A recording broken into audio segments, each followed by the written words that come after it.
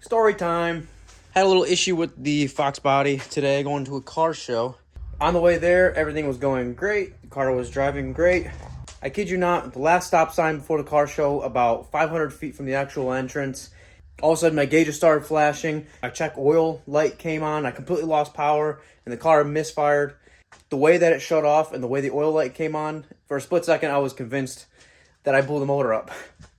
But it broke down on a hill, so I was able to back down with the car off and just pull off onto the side street. And as I was doing that, smoke started coming from the under the hood where the battery was. So of course I rushed, popped the hood, and thankfully it wasn't an actual fire just yet. But we did have a little bit of a wiring issue here. So the factory harness, the wiring on this car, as you guys know, is not the greatest. It has been botched before. The driver's side harness, the only thing that's actually being used in this whole harness is the old ignition plug, which I tapped into for my 12-volt switch power source for the MSD box and the relay to trip the Holley fuel pump. So I popped the hood and check over at the harness where the smoke was coming from, and the main ignition wire going from the starter solenoid, basically giving the rest of the harness in the car power, was fried and melted. And I noticed that it was right where it had been sitting against this strut tower. The harness did have split loom on it, the plastic split loom on it, and it had some electrical tape. What I'm thinking is it was rubbing on an exposed area. Since there's so many wires through here, there must have been some that were exposed in the actual split of the loom. I believe it was chafing against this the strut tower here, and it ended up arcing out.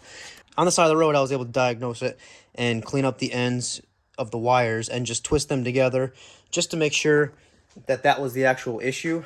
It wasn't getting hot, or there wasn't any smoking issues or any fire issues, so that's why I'm led to believe that it was probably just some chafing on there and arcing out.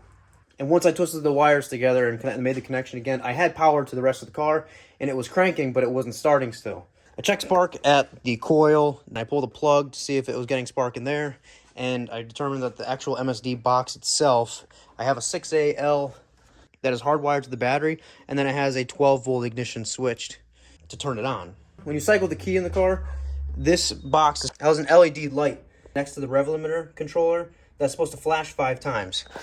When you cycle the key right now, there is no power going to it at all. So I believe that when that wire shorted out, it caused a short and a surge fried the MSD box itself. Another reason why I'm led to believe the box is not getting power and it's fried is because the red wire is the 12-volt tap for the MSD box, for the 12-volt switch source, and this yellow wire is in the same is tapped into the same wire for the fuel pump relay to run the electric fuel pump. When I turn the car on and crank it, the fuel pump comes on, so I know that there's power to the 12-volt switch, but there's still no power going to the MSD box. I should have put an inline fuse in the harness for the battery connections. When I looked in their instructions, and I even looked on their website, and they say that you can put an inline fuse, but it's not necessary.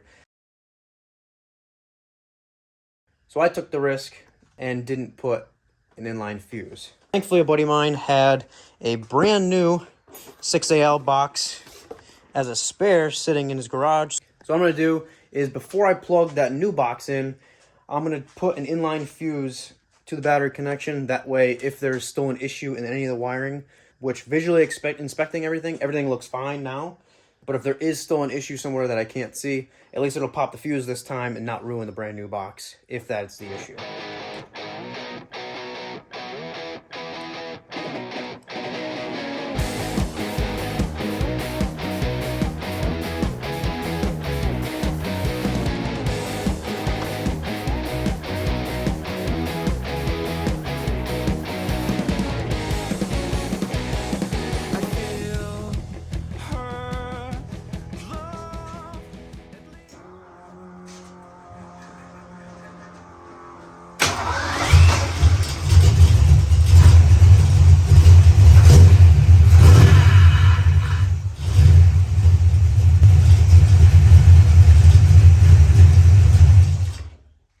turns out I think the new old MSD box got fried when the harness arced out.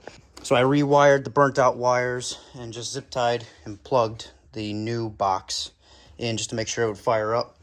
Now I just gotta swap out the boxes, mount it permanently, clean up this harness with some nice loom to finalize everything, and that's a wrap.